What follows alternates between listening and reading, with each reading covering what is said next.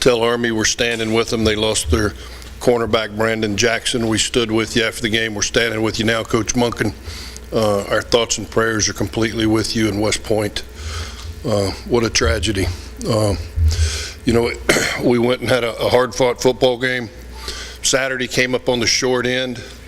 Was really pleased, especially with the second half effort of how we played defensively. Limited Army to 147 total yards of offense, and actually they only had one drive for 7 points. The other field goal was after a blocked punt. But we have a lot of young men defensively stepping up, making plays. Sophomore Carl Thompson had 10 tackles. Blaine Pageant, who's here with us today at defensive end, had 9 tackles. Grayson Shantz had 7, and 3 of them were for loss. So, I think we're getting better every snap over there. We will also this week, defensively, Tabari McGaskey will return, and JT Blassingame, 2 seniors that did not play last week. They had some muscle injuries and were pulled from the lineup right before game time, but they've been cleared to play, which is good news for us. Offensively, we're really struggling. And I think it's one where we have young men trying so hard that we're making way too many mistakes, and we have got to find a way where they get their confidence back, they get their trust back.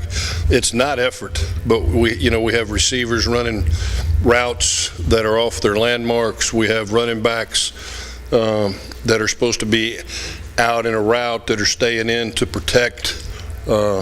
It's amazing. You have to do your responsibility, and then you can go help somebody, but you can't go help somebody first. And so we've got to get it back where everybody's doing their 111th, and that's what I mean. They're playing extremely hard, but we can't have those types of where a running back's supposed to release and he stays in to protect, and Tyler Staling expects a safety to have to drop down to cover the running back, and instead the safety's able to backpedal and get in a throwing lane.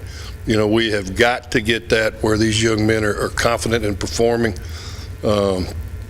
It's just every rep somebody's making a mistake. It may be at running back this play, O-line the next play, quarterback, receiver. Just got to keep working hard over there. And I think, we have the talent to do it.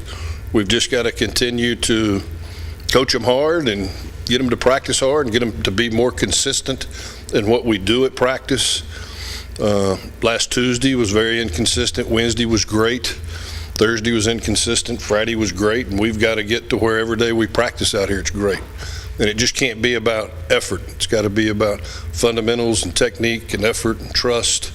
And I think we will rally that back and get it going. Jack Fox, we had a punt block, first punt block we've had, I believe in 8 years. Once again, it's a matter of trust. The young man's responsible for a 5, but he scoots out to help the guy that's responsible for number 3 because he thought he saw him need some help. So instead of doing his job, he's trying to go help. And we got to do our 111, then we can go help. But you can't do it early until you do your assignment. Jack Fox had another incredible night punting the football. For a sophomore, he's really amazing. He's one of the best I've seen. Baylor's coming into town. Wow, what a great football team they are. Coach Grobe looks like it's really stabilized them. They got Seth Rogers, their quarterback, back, who's performing like you'd expect him to.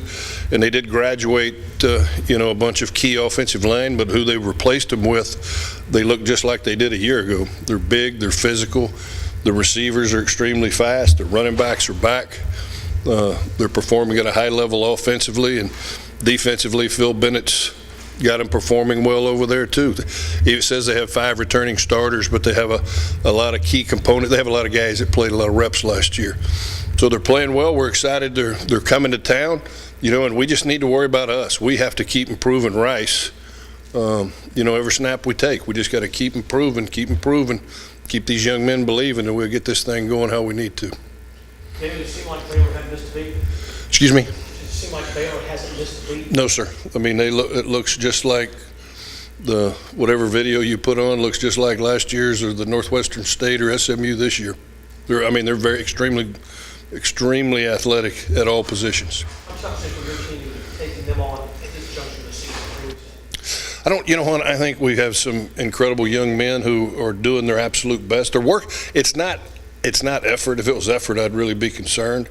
But I think we have a football team that'll be excited. We're, like I said, right now we're just trying to get better every day, get better every rep, and stay in the fight. You know, we got to keep competing, and we got to keep getting better. And this is an opportunity for us to get better.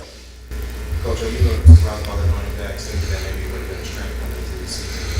Surprised by what they've done so far? Well, we've got to get a running game established. You know, it's at point of attack, we're not getting the movement in the offensive line we need to get. So a lot of what you see just is really not a running back, but the fact we're not getting movement on people up front. We've got to start creating some seams up there to help them.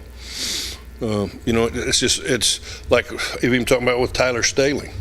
You know, what he sees in practice is what he needs to see on Saturday with people running precise routes, you know, where we trust in each other. And I think once we get that, you know, we're going to be fine. We're going to win our share of football games. We've been through hard times there. We know you just keep working. David, from a schematic standpoint, has anything changed Baylor from what you did? No. When Coach Bennett wants to blitz, he brings the house. It all looks exactly like it did a year ago with Seth Rogers back at quarterback. Coach, I know you guys try to focus on preventing the big play on defense, but what do you change specifically with Baylor considering that their offense? It's all got to work together, Adam, and that's where defensively, you know, we can't, like against Western Kentucky, we didn't get a pass rush, so you let DBs get stretched and get separation. There's got to be pressure. Either if you can't do it with 4-man, then you got to add a 5th, and then you got to add a 6th. But we've got to get constant pressure on a quarterback where they can't just stand back there and launch a deep ball. You know, they're going to get stretched, and it doesn't matter if you're in man zone. At some points, it turns into man coverage. So we got to get some consistent pressure. You said a couple weeks back, Coach, you like tackling in space. And how big is that this week? Well, we'll see. I mean, that's what they're the best at. If you look at how the splits that their wide receivers take, they're going to create a lot of space on you. And you know, you got to be sure tacklers, and you got to rally to the football, and they're going to tempo you. I mean, they're good at what they do. They're good at creating that space and creating big plays and getting chunks of yardage. Any additional challenges with a short week? Well, you know, of course, you know, I guess we got home probably about 10 o'clock Saturday, and you're just back in the office, and you look at your calendar, and Sunday was, you know, a Monday, and you just stay up here and get it done. You know, that's our injury report was pretty good, pretty healthy after that game. So, you know, it looks like we're just gaining guys that did not play in that game and not going to lose any. Coach, you get to stay at home for the first time, so that has to be a plus. But it's a Friday night game. That's a little unusual, isn't it? Well, it is, you know, and I'll you know, it's just me growing up in this state. Friday night should be for high school football, and Saturday's college, and Sunday and Monday night ought to be from NFL. And the world is now out of whack. You know, we're playing every night of the week, and that's just not how I was raised. You know, there's supposed to be all day Sunday and Monday night. Well, what about being back at home? It's, you know what, it's so great to be home. It's, you know, you just look forward to getting a routine. Friday does get us, we're still not in that routine. We've had a Thursday, we've had a Friday, you know, on the road. I think now the rest of the season we can settle in and get in a routine of, you know, how we're going to practice on Monday and how the weeks are going to unfold for the kids. You guys a little bit more juiced up to thankfully get that. It's a little different entrance for you guys this year, but just the excitement of just kind of creating that new tradition. I would imagine. It is. You know what? Like I said, our guys are looking forward to playing. That's the one thing that you know is you're going to get your best out of these guys. If it's Friday night or Saturday night or Thursday night, we're going to take the field and we're going to compete. You mentioned at the level on offense being encouraging.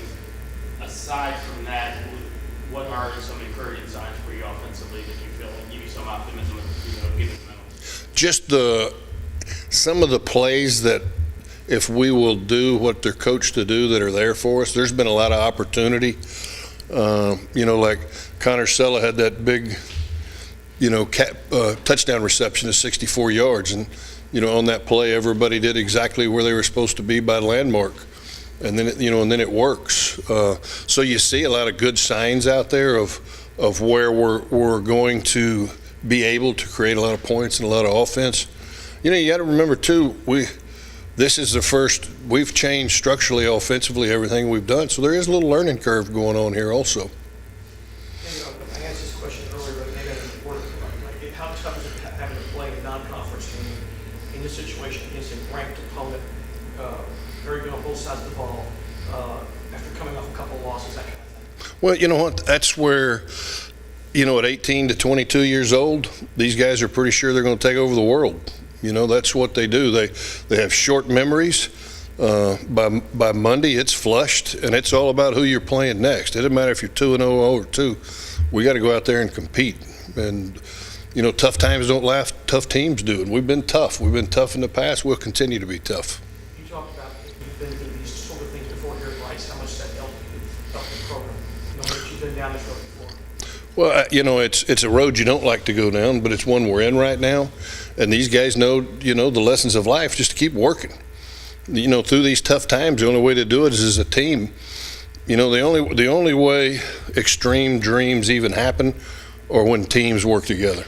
And that's my job, to get everybody on the same page and get this team functioning at a higher level.